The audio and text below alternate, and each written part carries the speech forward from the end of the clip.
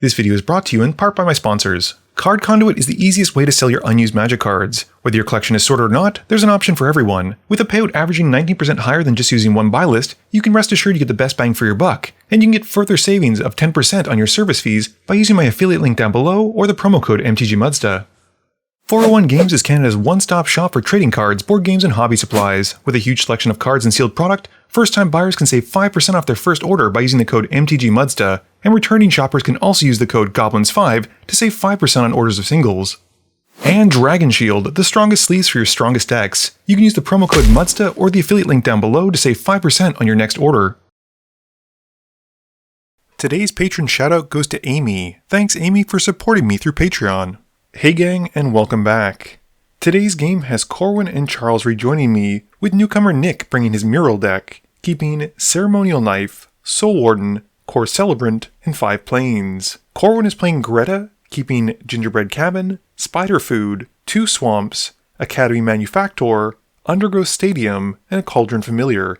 Charles has paired up Lae'Zel with Inspiring Leader, and keeps a Gold Mirror, Teo Geometric Tactician, Mind Stone, Soul Ring, 2 Plains, and Kytheon, Hero of Akros. And lastly, I am playing my Niko deck, keeping Prairie Stream, Plains, Abandoned Campground, Faithful Mending, Overlord of the Flood Pits, Hedron Crab, and a Land Tax. Nick wins the die roll and starts us off. He draws, plays a Plains, and casts Soul Warden, passing after that. Corwin's got a Gingerbread Cabin which comes in tapped and passes. Charles draws and plays a Plains, tapping it for a white to cast Esper Sentinel. This has Nick gaining 1 from the Soul Warden, and Charles passes. I play Abandoned Campground, which comes in tapped, and I pass. Nick draws, plays a Plains, and casts a Ceremonial Knife. He pays the 1 for the Esper Sentinel trigger, and then goes to combat. He pokes Corwin for 1 with the Soul Warden, and passes. Corwin draws for turn, and plays an Undergrowth Stadium. He then pays 1 for a Cauldron Familiar, and drains everyone for 1, but Nick also gains 1 so it's neutralized. Charles draws and plays a Plains, and then casts Soul Ring. He follows up with a Mind Stone, and then plays a Gold Mirror. Going to combat, Charles hits me for 1 with the Esper Sentinel, and he passes after that. I draw and play a Plains, and then pay 2 for a Talisman of Progress. I can't pay for the Sentinel trigger, so Charles draws a card, and I then tap the Talisman, taking 1 to help cast Land Tax. Nick draws and plays a Plains. He then casts Resistance Squad, and draws a card as it enters. He then goes to combat, and hits me with a Soul Warden for 1. Corwin draws, plays a Swamp, and casts Academy Manufactor. Rather than constantly say Nick gains 1, just assume that he does, and we then move to Charles' turn. Charles draws and plays a Nykthos. He then casts Lae'Zel, and then plays out Teo, which makes him a wall as it enters. Charles then upticks Teo on Nick, and he and Nick both draw a card. Going to combat, Charles then hits me with the Esper Sentinel and Gold Mirror, and passes after that. I find my 3 lands off the Land Tax trigger, and draw for turn. I play an Island for turn, and then cast Overlord of the Flood Pits for its impending cost, drawing 2 and discarding 1 as it enters. I then move to my end step, and remove a counter from the Overlord. Nick's got a Plains for turn, and he casts a Core Celebrant. Going to combat, Nick hits me with his 2 creatures, and passes turn. Corwin draws and plays a Forest, and then has enough to cast Greta. He gets to make a food, a treasure, and a clue token as she enters, thanks to the Manufactor, and he then sacrifices his treasure and sacrifices his food to draw a card from Greta's ability. After that, Corwin passes. Charles draws and casts Cut a Deal. This has Charles drawing 3, and everyone else draws 1. Charles then plays a Johnny Steadfast. He upticks a Johnny and Lae'Zel, and then goes to combat. He swings her at Corwin, who chumps with a Cauldron Familiar, and Charles gains 4 life. In his post-combat main phase, he downticks Teo, and for directions, picks left, and we move to my turn. I get my land tax trigger, and draw, and then play a port town in my main phase, revealing an island from my hand.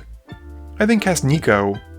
As he comes in, I get 2 shard tokens, and I then move to discard and pass. Nick draws, plays a plains, and just casts Myrel. He passes to Corwin after she resolves. Corwin's turn has him playing a swamp, and he then casts Knight of Sweet's Revenge.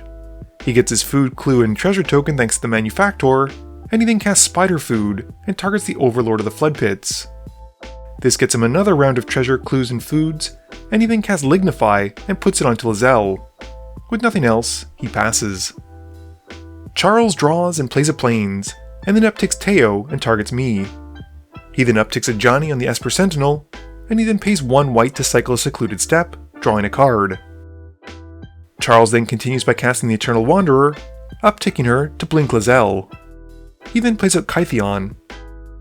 Moving to his end step, Lae'Zel comes back, but no longer enchanted with Lignify, and we move to my turn. I get my land tax trigger, and draw for turn, and play an island. I then pay 2 for an Arcane Signet, and then cast an Azorius Signet. I then move to cast a Silent Hall Creeper, and once it resolves, activate Niko to exile it. The shards become a copy of it, and I go to combat. I swing both copies at Nick for 2, and after they connect, I choose to put 2 +1/+1 counters onto each of them, and I then pass turn. Nick draws and plays a plains. He then casts a Lavabrink Venturer, choosing Odd.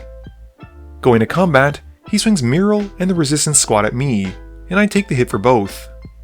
Nick also gets to make a bunch of soldier tokens and gain a bunch more life. He then casts a Wayfarer's Bauble, and he cracks it, going to find a plains. Corwin's turn has him playing a swamp, and he then pays 3 for a Cultivate, paying for the Esper Sentinel tax as he goes to find a basic for hand and for field. He then casts a Provision Merchant, which makes him a clue, a food, and a treasure. He then sacrifices a food to draw a card from Greta's ability, and he passes to Charles. Charles draws and activates Nykthos, making 7 white mana, and he then casts an Extraplanar Lens, exiling a plains. He follows up with an Ignite the Beacon, and he goes to find Elspeth Resplendent, and Elspeth Sun's Champion. He then casts the Sun's Champion, and upticks her to make 3 soldier tokens. He then upticks Teo, and Charles and I draw a card. He continues activating his Planeswalkers by making a Samurai with the Wanderer, and then downticking a Johnny to give all of his creatures a +1/+1 counter, and all of his Planeswalkers a loyalty counter. This has them all gaining an extra one thanks to Lae'Zel's ability. He then follows up with Deification, choosing Elspeth, and he moves to combat. And he swings 3 creatures, one of which is Kytheon, at Nick, who doesn't block and takes the hit. Kytheon transforms after combat, and he then upticks Gideon, targeting the Silent Hall Creeper. After that, Charles passes. I get my lands from land tax, and draw for turn, and then play an island. I then cast Dream Trawler, and activate Niko to flicker it. I make my shards into copies of it, and I then move to combat. I swing both my Dream Crawlers at Charles, and the Hall Creeper go at Gideon. And I get 2 on attack triggers from the Dream Trawlers, drawing 2 and pumping them each by +2/+0. Charles takes both Dream Trawlers to the face, and Gideon takes 1 from the Hall Creeper. I also gain some life.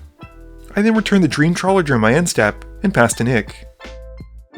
Nick draws and plays a plains, and he then casts a Phase Steed. He follows it up with a Nav Squad Commandos, and then an Expedition map. And he equips the Ceremonial Blade onto Myrel. Going to combat, Nick swings Myrel at Corwin, making 7 more soldier tokens. Corwin sacrifices a food to bring back the Cauldron Familiar, and then blocks the commander with it. In his post-combat main phase, Nick then sacrifices the Expedition map, going to find a plains, so he'll hopefully stop drawing them. Corwin draws and plays a Woodland Cemetery. He then casts a Wicked Wolf and fights the Soul Warden. He then follows up by casting a Pitiless Plunderer, and he then sacrifices a food token to bring back the Cauldron Familiar. After that, Corwin passes. Charles draws an Ultimate Elspeth to make an emblem. He then plays Elspeth Resplendent, and he makes another Samurai with the Eternal Wanderer. Charles then downticks a Johnny to give his team +1/+1 and a loyalty counter. This has them all gaining an extra one, thanks to Lae'Zel's ability. And he then plays out Inspiring Leader. He then zeroes Gideon to make him into a creature, and he goes to combat. He swings all out at Nick, with them all getting flying and a pump from the Elspeth emblem. Nick can't block any of them, and gets taken out.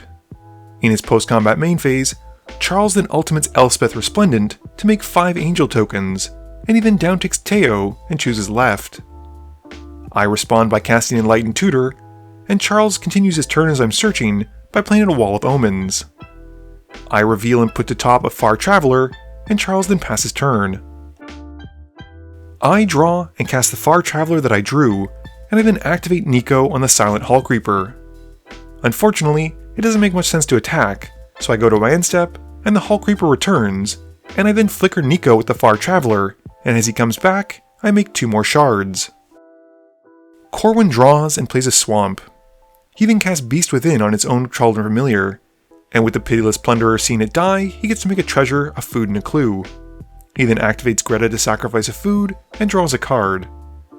Corwin then plays a Tough Cookie, making another food, treasure, and clue token, and then sacrifices the Tough Cookie to bring back the Cauldron Familiar. Corwin then makes another 3 tokens, and drains the table, and sacrifices a food to draw off of Greta again. He follows up with an Arcane Signet, and then goes to combat. He swings the Wicked Wolf and Provisions Merchant at Gideon, and Charles blocks and eats both of them. Corwin then gets a bunch of tokens off the Pitiless Plunderer seeing them die, making treasures, food, and clues, and he then sacrifices 2 foods to draw 2 cards. He hasn't found a board wipe though, and he then casts a Teething Wormlet and passes to Charles. Charles draws and plays Gideon, ally of Zendikar, and uses its ability to make an emblem. He then downticks a Johnny again, pumping his team and going to combat. With a massive board of flyers, Charles is easily enough to take out Corwin and I, and wins the game. Game review time. It has been a little while since I've been in front of the camera, mostly because I've been just feeling really unwell. It wasn't anything serious, it was just, daycare colds. They are brutal. That was kind of as brutal as this game though, which in hindsight, I probably should have been taking out Charles's Planeswalkers more aggressively. That turn with the Dream Trawlers probably should have been swung at a Johnny, because that was just enabling so much of his shenanigans. Outside of that, Teo did a great job of controlling which direction we were going in, which meant that Charles was really never in too much danger, but my goodness, did that last turn get out of hand. I think the Nykthos into the extraplanar lens was like the big turn for him, and things just took a real decline afterwards. We were all desperately digging for a board wipe. Other than that, there was another really aggressive mono-white deck in this game, which was Myrel, and Myrel just gets out of control quickly. Early on, we were really afraid of Nick's life gain because it just felt like he was getting further and further away from being able to be dealt with in a traditional sense. And since none of us were really playing commanders that had a huge focus on pumping themselves up, it just meant that it would have been even harder and harder to get through, while his board was getting bigger, wider, and stronger every turn. Corwin's Greta deck, pretty sweet. I like the Golgari food-themed kind of style of decks. I like Igra a little bit more, but Greta seems like a powerful engine to have in the 99. Plus, she has like a pseudo pump and like an activated ability that kind of draws.